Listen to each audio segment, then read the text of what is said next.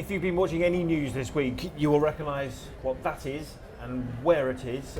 Welcome to Glasgow to the UN Climate Change Summit COP26. We're here because the royals have been here this week. The Queen should have been here, but isn't.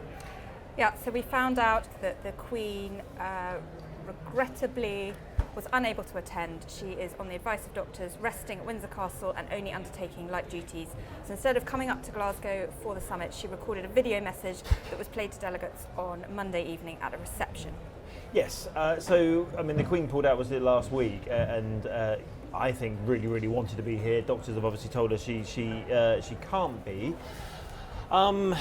But actually, it was quite a moment. As if you look at the pictures of when all the world leaders stood around watching the Queen speak, apparently you could hear a pin drop in the room. They really wanted to hear what she had to say, and that speech was one of the Queen's good ones. She didn't want her absence here to be a reason for people not to attend. She really wants to see meaningful actions from the summit. So she used her speech as a moment to really get people to listen. She knows that the platform that she has, whether people are in the room or listening on TV or reading what she's written, has the chance to have an impact. So she really used the moment, I thought. Yes, and we'll get to the speech in just a second. So it's a really big place here, isn't it? It is a very big place. This is one of many rooms. Okay, so I think what they call this the action zone. The action zone. Action hub. There's a thing over there that says action hub. There's rooms and media centres and meeting rooms and plenary rooms, and this place goes on. And actually, one of the interesting things when you come in, isn't it? Because if the UN takes over a site like they've taken over this becomes like a country in its own right. So this little ring of steel in the middle of Glasgow, where we are, is like a UN zone. Yeah, it's fair to say that the conference didn't get off to a brilliant start. People no. trying to travel up to Glasgow on Sunday using the trains, which is obviously more sustainable than flying, had awful problems trying to get up here, and then trying to get into the centre on Monday. If you look at the photos that we took that are on our social media, the queues to get in were also fairly long and horrific. Bored a few people on Twitter with how long the train took to get up here, and also what the queues were like to try and get in, because they were quite something never seen. Well, they wouldn't even call it a queue. It's just like a mass of people. Mass of people trying to get into this place. Anyway, but when you think about it, there are 100 odd world leaders. There are 197 countries represented here. Obviously, China not being one of them. And the Indian Prime Minister was here. Russia wasn't here. The Australians were here. China President wasn't here. Biden's been here. You can see why this is such a massive event. But I suppose the interesting part of when the UK hosts this is that we've got the royal family at our disposal. We've got the Queen there, we've got Prince Charles there, we've got Prince William, we've had Kate, we've had Camilla. They basically sent everyone apart from the Queen. Yeah, and we did, our deputy political editor, Anushka, did an interview with Alok Sharma, who is the president of COP26 at the weekend, and he said that when the royals speak, people listen, don't they? And if you talk about Prince Charles, of course, this is someone who has championed green issues for a lifetime. And he is absolutely committed to this. I've had an opportunity to meet him through this role on a number of occasions, and he is someone who's absolutely focused on sustainable growth. And of course, when he, Prince William, others speak, yes, people do notice. So absolutely, I'm really pleased the fact that the royal family is with us in this fight in terms of tackling climate change. Do the foreign leaders and ministers you speak to notice? Absolutely, they notice. So you think that could really persuade them to raise their game? Well, I think all voices are really important in terms of getting people to raise their game. But there's no doubt that when members of the royal family speak, when senior members of the royal family speak, people do listen. So that's Alok Sharma is the president of COP26, but the big speech was the one that the Queen made here on Sunday. And actually, she recorded it last Friday. She was at Windsor Castle. It got played out on Monday here, but she was well enough on Friday to record that. But it was actually later on in the evening that they told us that the Queen was going to be ill for the next 2 weeks. They said that she would be, on the advice of doctors, continuing to rest for the next 2 weeks, only undertaking light desk-based duties, and that the aim for her is to be well enough to attend Remembrance Sunday at the Cenotaph. It's sort of one of the unmissable dates in the Queen's calendar. She has missed the Cenotaph 6 times in her reign. 4 times she's been on tour and twice when pregnant. So it's something that she will be absolutely determined, I'm sure, to be there Determined to go for. to, and they've already announced she's not going to go to what is called the Festival of Remembrance. It's a sort of normally the Royal Albert Hall, isn't it, that the Royal British Legion run, but she's not going to that on Saturday the 13th. So basically all of her energy and all of her sort of medical advice is now based on her going to the Cenotaph for Remembrance Sunday on the 14th of November, which is this Sunday. Sunday coming. Yeah, exactly. So should we have a listen to what the Queen told the world leaders here? I think that there's a couple of bits we should tell you about. Firstly, if you look at the table behind where she was sitting at Windsor Castle, about here, there's a picture of Prince Philip, and at the first, probably the most personal she's been about him since his death. So listen to what she said about Prince Philip, and also how she said she was proud that his leadership on the environment has been passed on to not just Prince Charles, but also to Prince William. I'm delighted to welcome you all to the 26th United Nations Climate Change Conference. And it is perhaps fitting that you have come together in Glasgow, once a heartland of the Industrial Revolution, but now a place to address climate change. This is a duty I'm especially happy to discharge, as the impact of the environment on human progress was a subject close to the heart of my dear late husband, Prince Philip, the Duke of Edinburgh. I remember well that in 1969 he told an academic gathering, "If the world pollution situation is not critical at the moment, it is as certain as anything can be that the situation will become increasingly intolerable within a very short time. If we fail to cope with this challenge, all the other problems will pale into insignificance." It is a source of great pride to me that the leading role my husband played in encouraging people to protect our fragile planet lives on through the work of our eldest son, Charles, and his eldest son, William. I could not be more proud of them. We've not heard her speak like that about Prince Philip before, have we, really? No, I thought it was really personal and quite touching to speak about him like that. The environment obviously meant an awful lot to Prince Philip. It's a sort of legacy that has gone on through the family, picked up by Charles. He's been working on this for 5 decades now, and Prince William Prince William has done an increasing amount of work on this, particularly in the last few years with the development of his Earthshot Prize, his big global environmental prize. And there's a lot for us to tell you about that, actually, including someone called Venetia Umashankar, who we predict is a name that you will hear again and again on the issue of the environment and saving the planet. Venetia's from India, but we'll get to that in a minute. Just on the Queen, interesting that she referenced the fact that why are world leaders doing it? Why did she think that they should act? And actually it was because she said that we all will not be here forever, and the reason we're doing this is not for us, it's for our children and for their children. Of course, the benefits of such actions will not be there to enjoy for all of us here today. None of us will live forever. But we are doing this not for ourselves, but for our children and our children's children, and those who will follow in their footsteps. I also thought it was quite important when she said that she wanted to see everyone here rising above politics and become statesman-like with their approach to the environment. Yeah, because actually, I mean, I suppose the difference with the Queen is she even referenced the fact she's known a lot of you, she said, world leaders / presidents and prime ministers for the last 7 decades. That's kind of how long she's been doing this job. They've come and gone. She's been there the whole time. And it wasn't it? She was basically saying the difference between those who act for the people of today are just doing politics. Those who act for the people of the future are real statesmen. It has sometimes been observed that what leaders do for their people today is government and politics. But what they do for the people of tomorrow, that is statesmanship.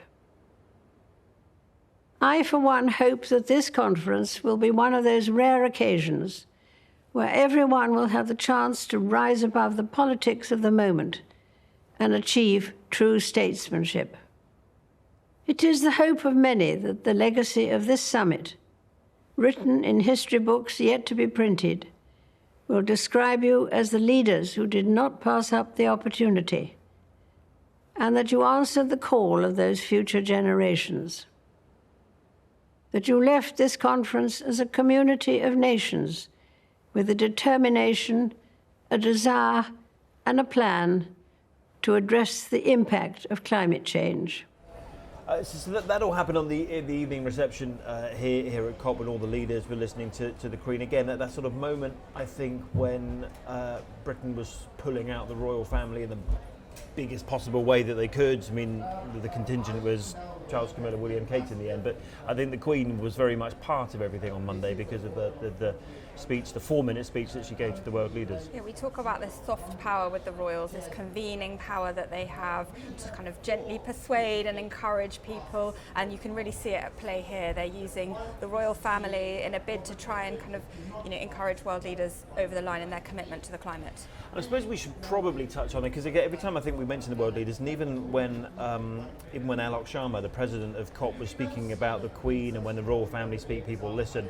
A lot of the stuff on my social media is all about, well, perhaps you shouldn't be hypocrites then. Perhaps you should travel in fewer helicopters. Perhaps you shouldn't fly around the world so much. It's kind of a point that they're going to have to address it, going forward, aren't they? It is, and I think they are beginning to really concentrate and focus on that. We know that the Cambridges, for example, travelled up here and back again on the train. When they were here, they used an electric car. But we're saying that as if it's like, oh wow, they travelled on the train. Shouldn't that be the normal way they travel?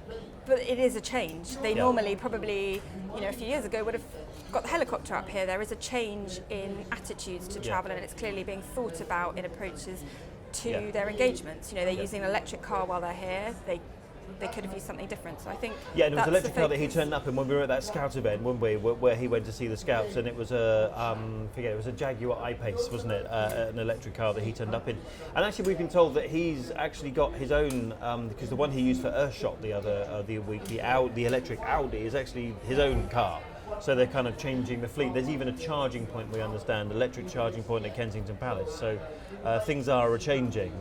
But I think they're going to have to do a lot less of that kind of polluting travel, or maybe convert all their flights to sustainable aviation fuel or something like that, in order to sort of try and head off the criticism that they're basically being hypocrites. Yeah, I think they're going to be able to have to justify when they travel and how they're travelling sustainably, because otherwise they will be accused of being hypocrites. So we mentioned William and Kate. Actually, Kate came up and back in the day, which is quite a long train journey, given it takes nearly 5 hours to get here. So, or maybe she got the sleeper back, I don't know. But so their engagement actually ties in quite well with something the Queen was saying, which is the reason we're doing all of this work around the environment is for the generations of the future. And we joined the Cambridges with the Scouts, who are the generation of the future, aren't they? Absolutely, yeah.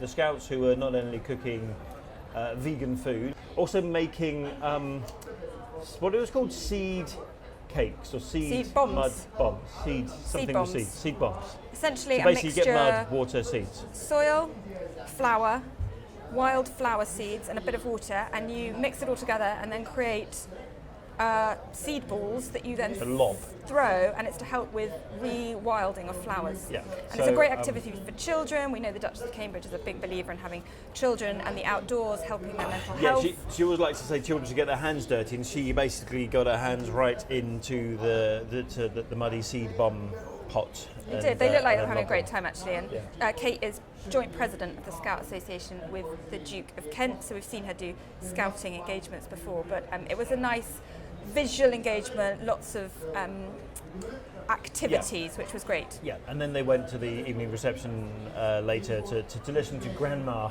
talking. I suppose it was Prince Charles who was doing a lot of the speaking at the beginning of the week, wasn't he? But I wonder whether you want to talk about Earthshot for a bit. And actually, William kind of turned his attention to Earthshot, and we spoke on this podcast about his Earthshot prize, the £5 million for the next 10 years in order to find solutions to the crisis with the planet. He bought not just the winners, but he bought all the finalists here, all 15 of the finalists, to a reception at Glasgow Science Centre. Most were here with him. There were a couple missing, but so they did. He's had various engagements across the week with the Earthshot winners and finalists and people involved in the project from the council, like Christina Figueres, Michael Bloomberg, who's an advisor. So he's had them all up here. And Venetia. You mentioned Venetia, who we've introduced on this podcast before. Yes. So do you know about Venetia? Venetia is the one who invented the solar-powered ironing cart. They were talking about this on Good Morning Britain this morning, so they must have watched our piece. She's the solar-powered ironing cart inventor. Didn't win, but was one of the finalists. And we did a little interview with her, which we'll play you in a minute. And then she actually addressed, now 15 years old, and she addressed the world leaders. So think of being in a room, think of standing at a podium, and think that your audience includes Joe Biden from the US, Boris Johnson, Prime Minister Modi from India, Prime Minister Trudeau of Canada. You kind of think that's quite a big deal when you're 15 years old. She is incredibly impressive, but also incredibly inspirational, and she speaks with so much knowledge and understanding that you can't help but sort of be inspired by her when you're talking to her. So we had a chat with her before she did the big thing on the stage. Have a listen to that. Basically, she told us that she got up at 4 o'clock in the morning in order to start practicing her speech. We had a chat with her, and then she went off to do some more practicing. So listen to our conversation with her, and I think you'll agree she's a really, really impressive 15-year-old girl. For people who say, why should I listen to a 15-year-old girl? Age never matters. Sometimes even a younger person can be really smart and really wise, and an older person not so much. So after we spoke, I mean, clearly she was probably quite nervous about talking to me. You know, it's quite a big interview that she was doing. Yeah, more nervous. Would you think she was more nervous about that, or more nervous about addressing Joe Biden?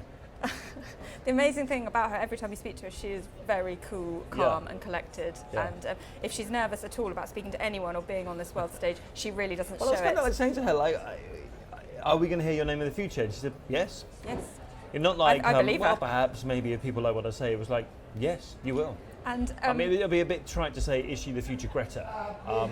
And maybe that's just a label that we don't want to stick on her. But actually, she's someone who wants to use her voice and a platform that she's now got through this Earthshot Fund to make some changes. Yeah, and what was really lovely was when she was speaking as Prince William was sort of watching on proudly, wasn't he? And when she came off stage, he gave her a hug and then tweeted later in the day how great it had been to be here personally at COP and how proud he was of Venetia. Yeah, there was that tweet from him saying how proud he was. So when you have a listen to what she did, she walked up on stage, she basically said, dear world leaders, I'm not just Venetia from India, I'm a girl from planet Earth, and this is why you act. And if you don't act, she said, we, the younger generation, will. In 2030, by when we must halve our carbon emissions, I'll be just 24 years old. By 2050, when we will assess whether net zero has been achieved or not, I'll be in my early 40s.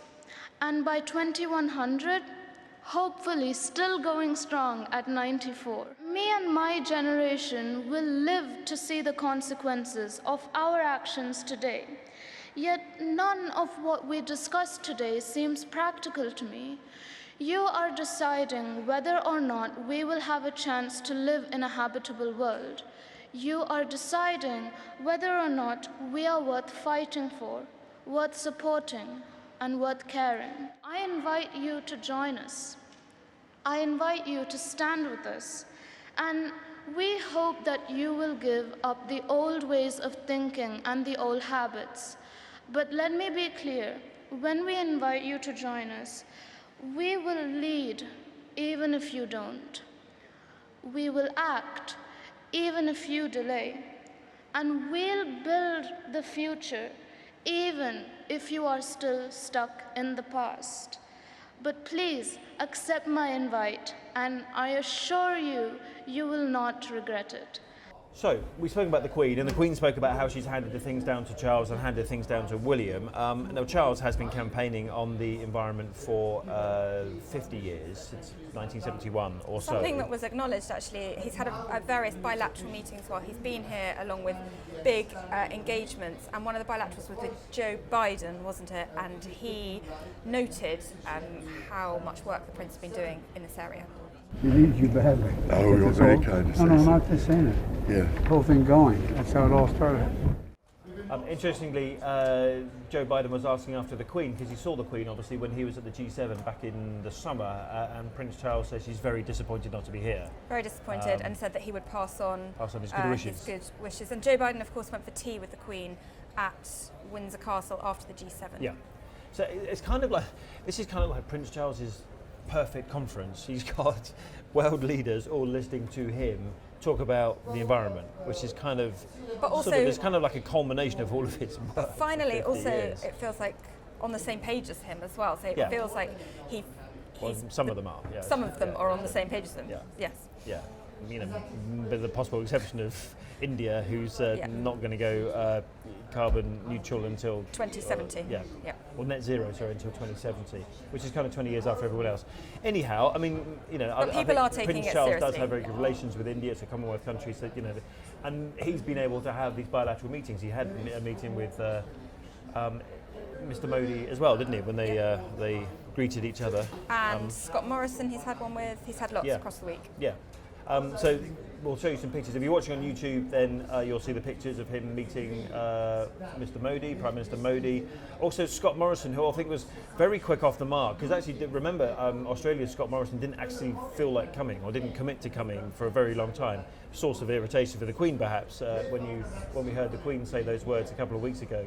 But he was very quick with Prince Charles to get in the fact that he was about to go net zero. He'd agreed to go net zero. Kind of like just wanted to say that while the cameras are still in the room. Just presumably. quickly get it in. Yeah. So this is when Charles met Scott. Now we've committed to net zero by 2050. Australia's done that here at COP26. Doubled our climate finance commitments, and we're working very close with our Pacific family, with Prime Minister Bainimarama and the whole team. So, which I know you have a great affection for the Pacific. Absolutely. That's when Charles met Scott. We just showed you where Charles met Joe. He's also met Justin, and he's had as many bilaterals. It's cool. Stella and Leo. And he's met Stella. And Leo. And Leo. Stella who? McCartney. Leo who? DiCaprio. There you go. I mean, so here's Prince Charles, Stella McCartney, and Leo DiCaprio. They were at Kelvin Grove Art Gallery. Beautiful building. Have a look at this picture, which is on my Twitter. Which is the stunning building inside Kelvin Grove Art Gallery. But Kelvin Grove is where the Prince has based himself throughout the conference, sort of away from and where the Queen spoke earlier, and where the Queen's message was played from. Yeah. So we were there for Stella, essentially. Leo just turned up because he heard that we were there. He wanted to be with us. Yes. He wanted to be in the same room. Yes. So Leonardo DiCaprio, who's actually been in this conference, spent his whole time in a mask, said not a single word, and spent most of the time at Kelvin Grove Art Gallery asking not to be filmed. Pretty much. Anyway, there was one shot allowed of him. And actually have a look at my Twitter. Here's some video of Leonardo DiCaprio before we were told not to film him. It was the most averse to cameras from an actor that I've ever seen, I think. But anyway, we had been expecting him to join Stella McCartney and the Prince for some of the engagement, looking at the exhibition and perhaps having a photo, but he arrived, saw the cameras, swiftly turn around, and it was just a photograph that was released later. Let's talk about the exhibition. And I am no great expert on fashion, but I do now know that you can make a leather handbag, out of mushrooms. So mushroom roots. Just to rewind slightly, one of the roots. reasons we're so focused on fashion and sustainability around fashion is because it is one of the 4 big polluters. Along with power generation, fashion, transport, and there's another one. I'll get to it. I'll get there. Okay. There's 4. I've given you 4. 3. I can't remember what the 4th is. Anyway, we'll come back to it. We were there because fashion's big. Actually, 10% of global carbon emissions come from fashion. Stella McCartney, who doesn't sell cheap clothing, it's a designer brand. You pay, how much do we see these handbags for? £1,500? Up to $1,500, yeah. Okay. But she's never used leather in any of her products. They've been animal free ever since she started the brand. This is Stella, as she told us, trying to show that the fashion industry can do things differently. And one of the things the fashion industry should stop doing is buying clothes cheaply and throwing them away. We're one of the most harmful industries in the world, sadly, and I think, one of my kind of reasons for being here at COP26 is to highlight that and give people information, bring awareness to that fact, because I think fashion has basically been getting away with murder for a really long time, and we need to look at it and we need to try and provide positive solutions. Second-hand clothing, vintage clothing, renting clothing, swapping clubs with your communities and your friends, charity shops. So kind of less going down the high street and buying things cheaply and quickly and throwing them away. I mean, that'll be the death of us, you know. I don't think people understand you can't buy something for £2 that's been made, manufactured, the fabric, the sold, gets to you. You can't make stuff that cheap and have any good come of it. So nothing good can come of buying something for £2. That's basically what she was saying, yeah? Yeah, and you challenged her and said, okay, well, what if people don't have a lot of money to spend on fashion? Yes, we get, you know, the great point, but what if people can't afford it? And she said, well, there are other ways that people can buy clothing sustainably, charity shops, swapping clothes. There are other things you can do. Yeah, and then she showed Prince Charles around her little mushroom installation. Lots of mushrooms in the middle, handbags. It also made some, what was that item of clothing called? A bodice? Like a leathery, plasticky thing. What was it called? Mycelium, isn't it? Mycelium, So yes. Mycelium is the product of mushroom roots. So basically you can make leather without killing animals, was the point she was saying, more or less. What else is she was talking about how in order to make viscose, the fashion industry chops down 150 million trees a year. So and I think when you start to hear some of these figures, you can actually see why going down the shop and buying something quite cheaply is actually quite damaging for the environment. Yeah, and the Prince was, clearly very engaged as they were going around this exhibition, listening to this all the things he's been talking about bang for a on long time. message for him, and she was, I mean, really, really very passionate about this as an area. So put the two of them together, and you really highlight this as an issue, and kind of him using his platform really as he has done throughout the entire Sometimes conference. you can tell when Prince Charles is just listening because he has to listen because that's his job. He cares. This was something he just could have spoken about for forever, wasn't it? And so we were in there. We were talking to Stella. Prince Charles was there. Leonardo DiCaprio was there, and it was quite a good learning curve on fashion, I thought. Yeah. I mean, let's do it more sustainably if we can. And actually, Stella McCartney was telling us that she's previously worked for some of the high street fashion brands way back when, about 2005. So, this is what she said when we said, look, well, you've kind of been part of the fast fashion industry at one point in your career, but she said even then she was trying to lead the way. Now, it's not my area of expertise, but I think I'm right in saying that you've previously worked with some of the fast fashion brands like H&M. So can those sort of high street brands be doing more? And do you kind of regret that you actually contributed to that fast fashion for a while? No, I don't at all. I mean, God, it was like 20 years ago. I was the first one to do it, and I insisted that it was all organic, it was all sustainable, which at that time, I mean, I was ridiculed and I was like a freak for coming to them with that. And I said, yeah, I'm interested in doing it. Because there is a question between high prices and more accessibility in the world of fashion. And at that time, we hadn't the knowledge that we had today. But even then, I insisted that it was sustainable. And to their credit, they took it on. And actually, we managed to do 100% organic garments. And it was incredible, actually. It would be worth a very busy week for Prince Charles. I think he's been the busiest of all of them, isn't he? And he has been, for sure. He has been here will have been here for 5 days, whereas William was here for 2, and the Duchess of Cornwall and Duchess of Cambridge were here on Monday for engagement. So the Prince really using it as an opportunity to get out there and speak to world leaders. And make speeches about the issue that they are here to try and resolve. I know you all carry a heavy burden on your shoulders, and you do not need me to tell you that the eyes and hopes of the world are upon you. To act with all dispatch and decisively, because time has quite literally run out. The cost of inaction is far greater than the cost of prevention. So I can only urge you to find practical ways of overcoming differences to rescue this precious planet and save the threatened future of our young people. So if you didn't know what COP26 was about at the beginning of this week, you've probably heard the phrase a few times this week, Conference of Parties 26. Where is Conference of Parties 27? Well, the nominee is Egypt. Yes, and who's going to Egypt soon? We are. We are. In fact, we might actually be able to bring in this podcast in a couple of weeks from Egypt. from a pyramid. That would be I great. don't think we can promise a pyramid, just in case. But anyway, so Prince Charles is going to Egypt because COP26, all of this gets moved into COP27, which we think is next year. Is it every year, these things? It is every year. In Egypt, and that's part of his Middle East tour that he's doing to Jordan and then to Egypt. So the conversation about climate and all the things that they've been trying to achieve here in order to reduce carbon emissions, in order to limit global warming temperatures to 1.5 degrees Celsius, most people think that's simply not going to be achieved here, but the conversation will continue. The targets will continue to be strives to meet, whatever the past participle of to strive is, and people will strive to meet those targets at the next COP. This is not a end point of the discussions. So the Prince of Wales and Duchess of Cornwall have a 4-day visit to 2 days in Jordan, 2 days in Egypt, that will run from the 16th to the 19th of November, and the focus of the visit in both countries will be very heavily on the climate, as you might expect. Yes. Okay, so what have you made of COP?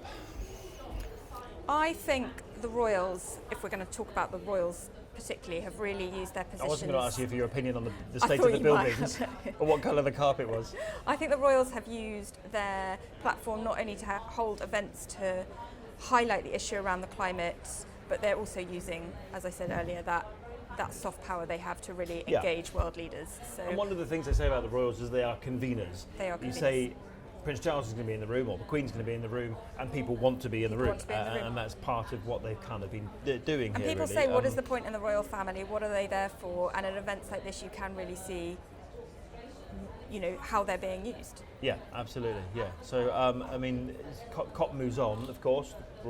Prince Charles's commitment to the cause will not. No. That's one thing I think we nor William's actually. And it's been interesting, particularly in the last few weeks. We've heard the Queen, those unguarded comments about it's irritating when world leaders speak but they don't do.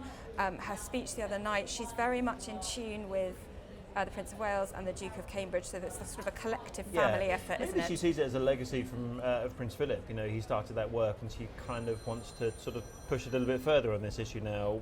And I don't think you could say, because the Queen's responsibilities are spread so widely against such a vast number of charities, she can't be seen to be the Green Queen, as you might have seen some UK newspaper headlines calling her that. But maybe this is something that she will turn her attention to going forwards. But she wanted to get better. We have said in the past about the Queen is that because she speaks so rarely on a public stage like this in this way, when she does do it, people really pay attention. Exactly. Yeah, she's not making speeches every week.